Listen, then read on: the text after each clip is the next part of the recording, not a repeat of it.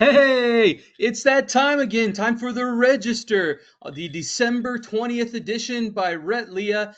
The Register is your periodical ring up of headlines and metrics relevant to anyone who makes, distributes, and sells stuff. Let's go. All right, so in December 20th edition, let's check this out.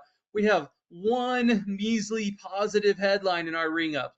Primark growing a ton, growing fast. Hey, that's a great expansion story, all right? Good. Positive headline, positive signal.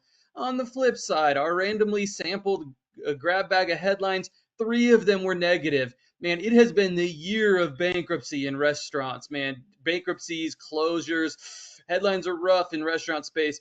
Lord and Taylor to be relaunched as online discount luxury retailer, right? It's like, ooh, relaunched luxury. Nope, you read that and it's just like, year after year of just things closing down and failed ownership groups and relaunched is not good, not what you want in this case. And then neutral, there's a bunch of neutral headlines, a bunch of them where it's like, yeah, there's someone making a bet here and they're trying something, and some of them are even sure a bet in growth, but the signals underneath some of them, there's some reasons to be worried, reasons to be concerned. We talked about coming back after the election stuff, and hey, nice little stock market bounce. There's a couple of signals we'll look at in the KPIs that are going up, but also, when you look at the SBA article here, they're focusing on waste, fraud, and regulatory overreach.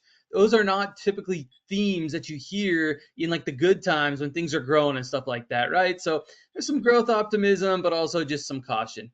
In our key metrics, man, it's the tale of two metrics on all of these, right? So retail sales performance, yeah, technically it grew. In fact, it grew better than October, better than forecasts. However, when you take autos out, it was pretty flat and pretty weak. It didn't even meet like your average, right? So maybe overall retail demand not that great. Holiday growth, there's some highlights. November up. In fact, there's been an overall kind of trend of up. Some specific categories that are kind of like holiday shopping up. However, you guys have seen, just like I have, these Black Friday sales. They just continue to go earlier and earlier every year. So is strong September and October, is that a good thing? Let's keep our eyes on like December, and let's keep our eyes on these holiday results as they roll in.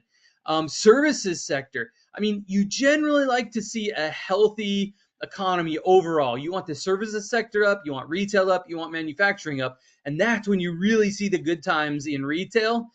Man, manufacturing has been so weak, and it's really the last 6 months just dropped. And sometimes, you see a little rally here, October, November. Sometimes you hope for a rally related to like holiday, domestic type of manufacturing. December, it pulled back again.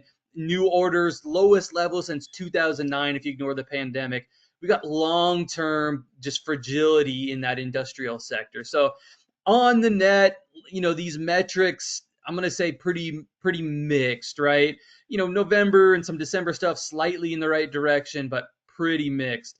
And so our total at checkout here, I'm just going to say overall mixed at best. Technically, if you take the number of positive and negative headlines, we're down in December. Yeah, there's technically some still growth. There's some reasons to be happy, but it's not like off to the races here. All right. So let's keep our eyes on it. December, January, we'll see what we get.